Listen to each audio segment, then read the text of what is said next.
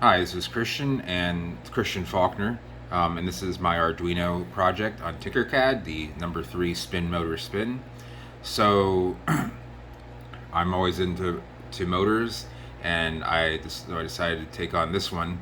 And so, reading the project, it discusses how without a transistor like the one here, that there wouldn't be able to build up enough electrical current. I believe that was the reason for the transistor. So this consists of a transistor, the resistor, the diode, and of course the motor. So at first I wired this all up, and I was receiving a negative output for the RPM, so it was actually spinning in reverse. I believe I just had some wires crisscrossed, and I believe it was the blue and the green wire in areas, so I switched that around and got a positive value. So let's go ahead and see this thing in motion. You can see there, getting closer, that is 1500 RPMs.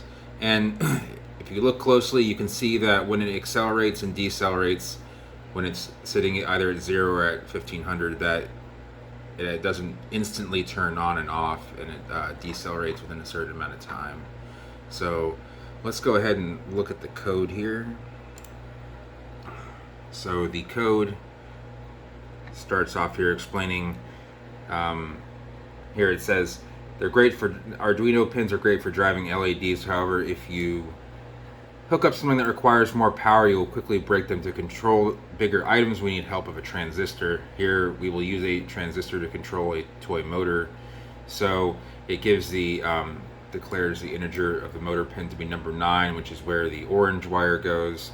And then it starts the setup, sets the motor pin as an output and not an input, because it says it wants to check whether the pin is high or low. There'd be ground or power. So so then it sets up a loop function, and the motor on then off. So hence here we go, we'll go down a little bit. The motor on then off is a function that would be called, and it basically explains how it will accelerate and decelerate. So it gives the amount of time that the motor would be on for, which is basically 2500 milliseconds or 2.5 seconds, and then the off time is 1 second. So if you actually watch it, it's on longer than it's off, 2.5 times, exactly 2.5 times as much time on as is off. So the digital write turns the motor on. The delay gives the amount of milliseconds as on time. So that's when setting it on high is when it's on. When it's on low, it's off. So this will be the amount of when it's on high, for how long, when it's off, and for how long. So here's the function, motor on and off with speed.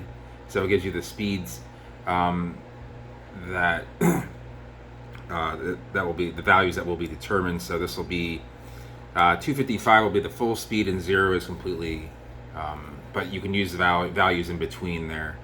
So it shows that there's, the on speed is 200, the off speed is 50, the on time is the 2500, which is the number of milliseconds that it will be on for, and then the 1000 that time will be off for.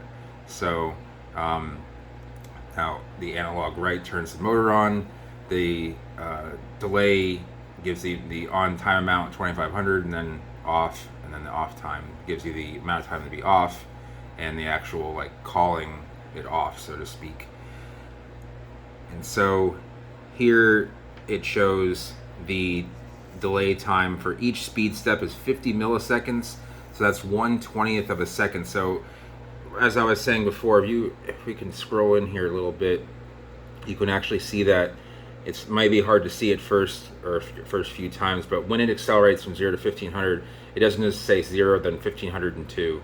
You can see some numbers in between, so that 50 milliseconds is that amount of time that it takes to come up to speed and also come down to speed. So it shows the accelerating the motor. Let me bring that out a little bit. For accelerating the motor here, so for int I,